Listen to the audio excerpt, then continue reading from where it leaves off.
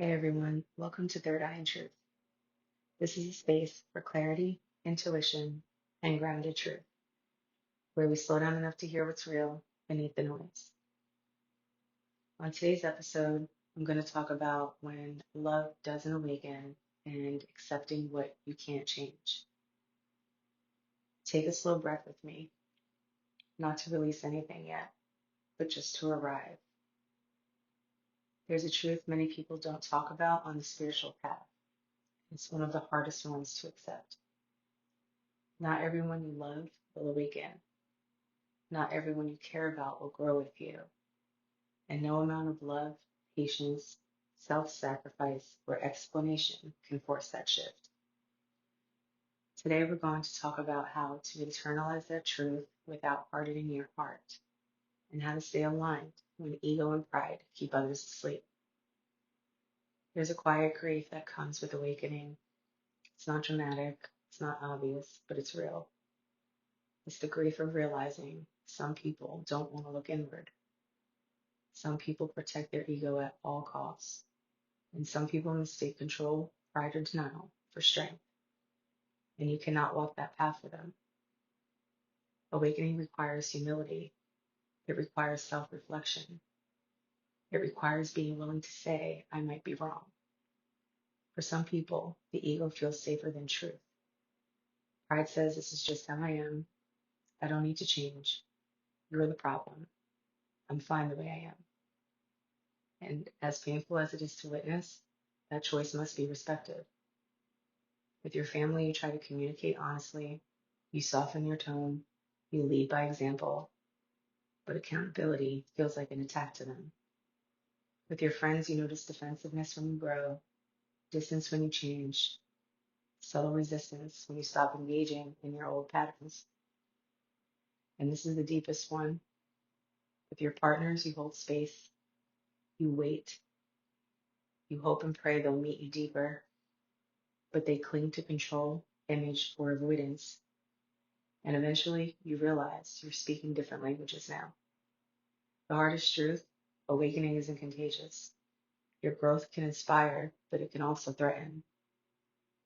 And some people would rather protect their identity than ever question it. This doesn't make them bad. Sadly, this is really deep, it makes them unwilling. Acceptance doesn't mean agreeing with harmful behavior, staying in misalignment, or shrinking yourself to keep peace.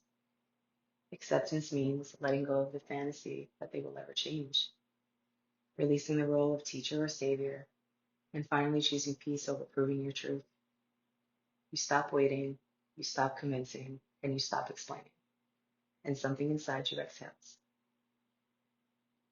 When you accept this truth, you may feel sadness without anger, love without attachment, and distance without resentment. This is emotional maturity. This is spiritual grounding. And most importantly, this is self respect. Love becomes clear instead of hopeful, boundaries instead of sacrificial, compassionate without self abandonment. You can love someone and still choose space. You can understand someone and still walk away. You can wish them well without walking beside them. If you've been holding on, waiting, or hoping, that doesn't make you weak at all. It means you care deeply. The part of awakening is learning when to stop knocking on doors that stay closed. Some souls don't awaken in this lifetime. And importantly, this is not your failure. Sit with these gently. Who am I still hoping will change? What part of me is tired of waiting? Where have I mistaken patience for self-abandonment? And what would peace look like if I accepted just what is? No judgment, just truth. Awakening teaches many things, but one of the deepest lessons is this. You don't have to carry everyone with you. Some people are here to teach you love. Others are here to teach you boundaries. And some are here to teach you that it's okay to let go. Release the burden, release the expectation, and release the need to be understood. You're not leaving anyone behind, so don't feel like you are. You are simply honoring your path. And sometimes the most loving thing you can do is accept what will never change. walk away, and choose peace anyway. Thanks for listening, and I'll catch you next time.